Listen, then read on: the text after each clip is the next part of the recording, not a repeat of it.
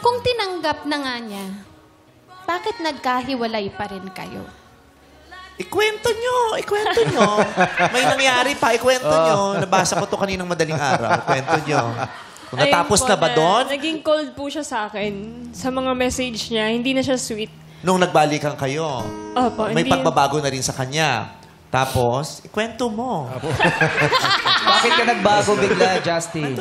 After nun. Yun po, naging cold po ako ng konti. Tapos yung time po na birthday niya po yun, 2020 po.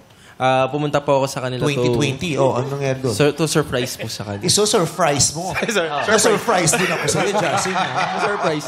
2020 pa yun, pero ngayon 2024, na-surprise pa rin. May french fries kasi na handa. Tapos, Surprise ko po siya, kaso in the end po ako yung na-surprise. oh my God, na-surprise ka na naman. Bakit ikwento mo? Wow! Double Bakit surprise. Ang dami mong Bakit? surprise, ha? Ano yung Oo, pa-surpresa may niya? paiyak-iyak ka pa. Ikwento mo. May kasama po siya. May nakita po ako sa bahay nila nakasama ang Japanese. Ha? May nakita sa bahay ng kasama. Pero, wait lang. Bago yon, di ba, nagkahiwalay, umamin, nagkumold ka. Siyempre, ano ka din naman nasaktan ka Pero pinipilit nyo ayusin, di ba? Umalis pa ba siya ulit? Hindi na. Yung time po kasi pandemic na po. Oo. Kaya hindi na rin siya nakaalis po. Okay. Tapos, pumunta ka sa bahay nila. Yung pumunta po ako, nandun yung Japanese. Pero ang pagkakasabi po niya is fiancé ng kaibigan niya po. Pero ang totoo, Ano niya yun?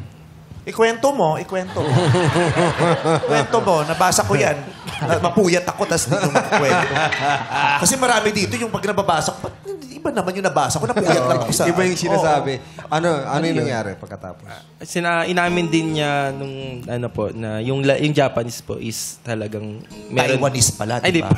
Yun ang masakit Inamin niya na yung Japanese po ay Taiwanese pala. Di ba? Namali lang na ano. Sinabi mo, Japanese, Taiwanese pala. Takot na Oo, sinuha. hindi niya kasi Nandito masabing kasi. Taiwanese kasi kalaban daw ng China. Kaya sabi, nag-aaway kasi sila ng China.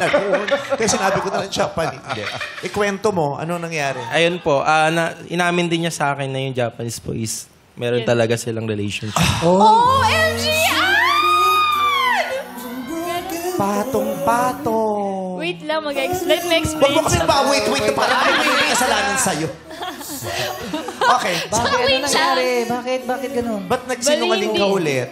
Nagsinungaling ako nun kasi kailangan ko pa rin save yung relationship namin. Kasi wala namang feelings yun eh. Yun yung sinasabi ko sa kanya. Walang feelings yung sa Japanese. Okay. Pero Ann,